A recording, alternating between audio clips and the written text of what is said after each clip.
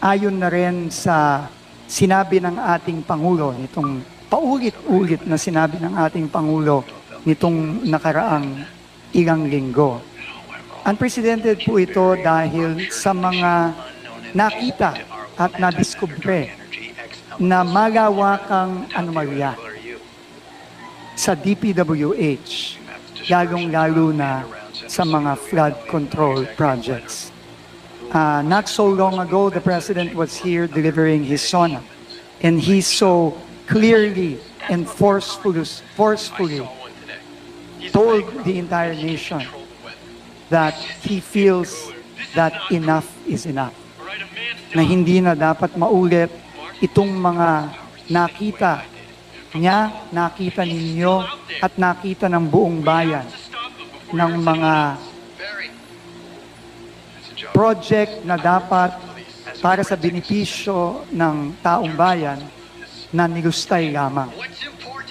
So I think, honorable members, Chair Mika, please just allow me to first and foremost put into context the President's very clear directives to me as the new Secretary or Acting Secretary of the Department of Public Works and Highways. Dalawa lang po ang sinabi ng Pangulo sa akin. Nung ako po ay sinabihan nito lamang wala pang isang linggo, nung pong Sunday, kung tatanggapin ko ba ang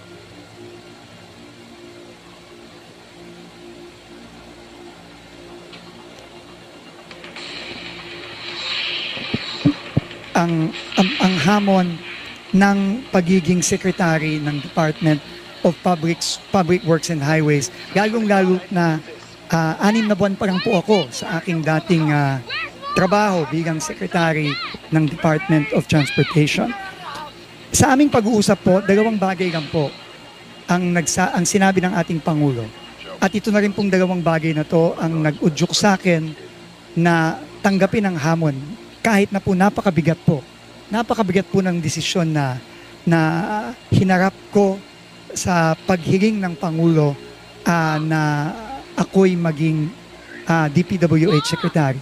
Pero ang una po niyang sinabi ay kailangang linisin from top to bottom ang DPWH. Kailangan pong linisin dahil naniniwala po siya na hindi po mangyayari yung kanyang mga nakitang iba't ibang anomalya, lalong-lalo na sa flood control, kung wala pong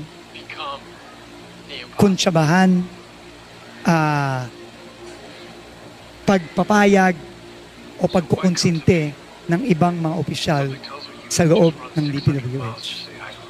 Ako po at ang Presidente ay naniniwala na ang higit na nakararami ng mga kawani ng DPWH ay maayos, magaling, at honest.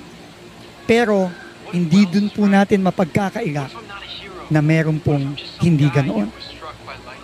Kaya po ang una-una pong inutos sa akin ng ating Pangulo ay humingi kagad ng courtesy resignations from top to bottom. Unprecedented po ito, Madam Chair, honorable members of the committee. Pero sabi po ng Pangulo, kinakailangan po itong gawin. At tuloy-tuloy po ngayon ang ating pag-review ng buong organizational structure ng DPWH without necessarily compromising the work that needs to be done and that needs to continue. At kahapon lang po, 3 po sa mga kawani ng DPWH ay rinikomenda na po nating ma-dismiss at makasuhan. Sila po ay humarap na rin po dito sa Kongreso at Senado, pero nakakalap na po tayo just in a few days ng overwhelming na ebidensya laban sa kanila para sila ay i-dismiss at pakasuhan sa Office of the Ombudsman, at yun po ay ginagawa na natin. Ang ikalawa pong direktiba ng ating Pangulo ay aparte po sa paglilinis natin sa personnel mula taas hanggang baba. Kailangan din po natin ng sweeping reforms sa loob ng departamento. Aaminin ko po, sa tinagal-tagal ko po sa gobyerno, ako po ay na-overwhelm sa laki at sa gulo na nadatnan ko at nakikita ko sa loob ng Departamento ng Public Works and Highways. Hindi po ito magiging madaling proseso at hindi din po ito magiging mabilis na proseso. This will take time and this will be a very, very difficult process of reform. But as the President said, enough is enough and we must start somewhere. Kaya po nag-commit po ako sa ating Pangulo at sa inyo po at aming mga mahal na representatives ng ating mga kababayan na magre-reforma po tayo hindi lamang po sa proseso ng budget. Doon po marami po akong nakikitang kailangan reformahin.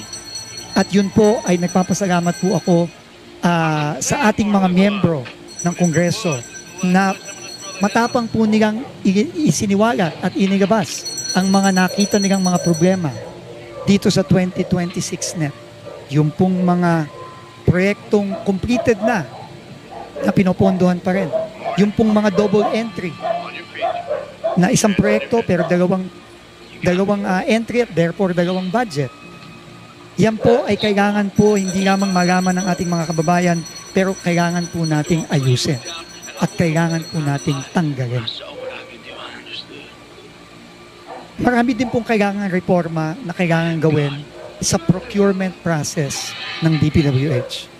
Diyan po nagsisimula ang korupsyon.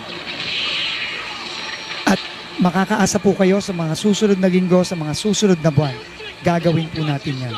At dahil po para ipakita sa ating mga kababayan at sa inyo po, sa kanilang mga representante na ang Pangulo po ay seryoso, nung ilang araw pong nakalipas, tayo po ay nag-order ng complete pause ng ongoing biddings ng mga proyekto sa DPWH para po mag-install ng mga safeguards para hindi po mauulit ang mga nakita nating pagkakamali at anomalya.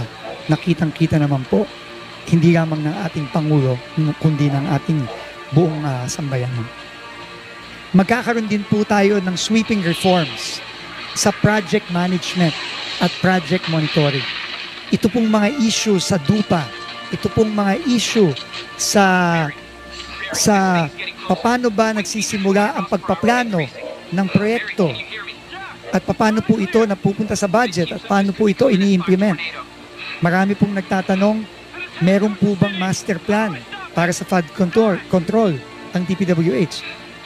Unfortunately, mukha po ang sagot po doon ay wala. Kailangan po nating magkaroon nun. Kailangan din po nating magkaroon ng strict monitoring ng project implementation. Nakita ko po mismo sa sarili kong mata ang isang ghost project sa Bulacan kahapon. At nakakainis po na yung pong contractor na nagsabi na completed na ang project last year, na pinayagan at nag-sign off ang DPWH last year po, na fully paid last year. E nandun po, nagmamadaling buhay ng patay, na sinabi ko kahapon. At i-cover up yung ghost project na yon. Tinanong ko po mismo yung kapitan ng barangay kahapon sa Plaridel, kailan po ba nagsimula ang trabaho dito?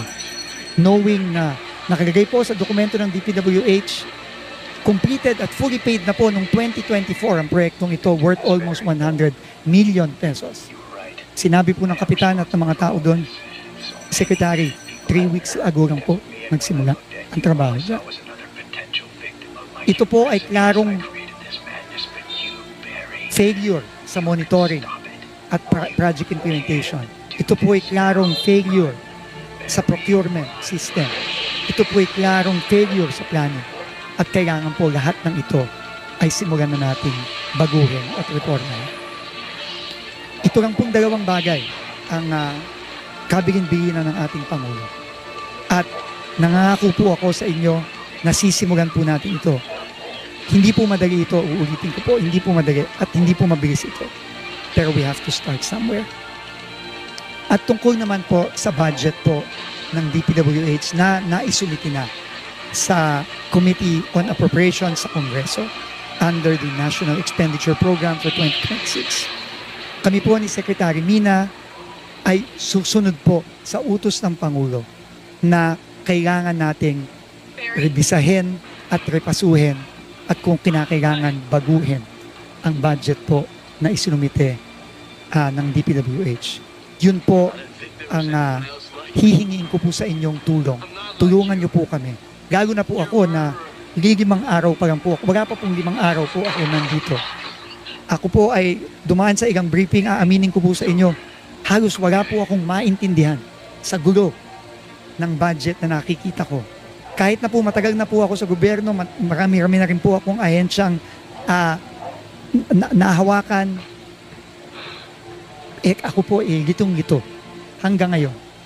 At napakalaking bagay po ng tulong ng honorable members ng Congress para maipakita sa amin, sa akin, at sa buong sambayanan ang mga pagkakamali dito sa budget na ito. Para po mabago natin at maipakita naman po natin sa ating taong bayan na seryoso po tayo sa mga pagbabago gusto nating gawin sa DPWH. Kaya po ngayon, pasensya na po, hindi po ako makakapag-present. Tama po si Congressman Rufus Rodriguez. Magsasayang lang po tayo lahat ng oras kung ako po yung magpe-present ng budget na babaguhin din po natin sa tulong po ninyo. Kaya po ako hihingi ng paumanhin. Hindi po muna ako magpe-present at hihingi po sana ako ng panahon. Hindi po madali ito.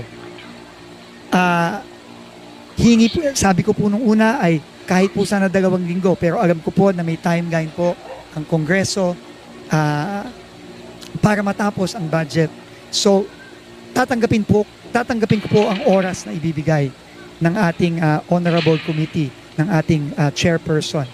At kung kinakailangan po, hindi na po kami matutulog para lang po maayos ito at mabago. Kasi po, napaka-importante po nito.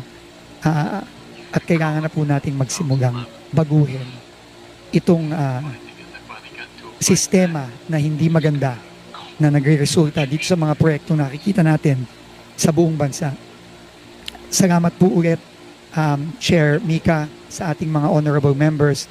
At uulitin ko po, salamat po sa paglalabas ninyo ng mga nakita niyong pagkakamali. At ako po mismo ay personal na looking forward po dito sa ating mga diskusyon. At please po, wag po kayong mag-aatubili na magsabi po ng mga iba pang mga pagkakamali na nakita niyo po dito sa 2026 budget. At ito po ay isasama po natin dito sa ating sweeping review at pagrepaso sa budget ng DPWH. Maraming salamat po at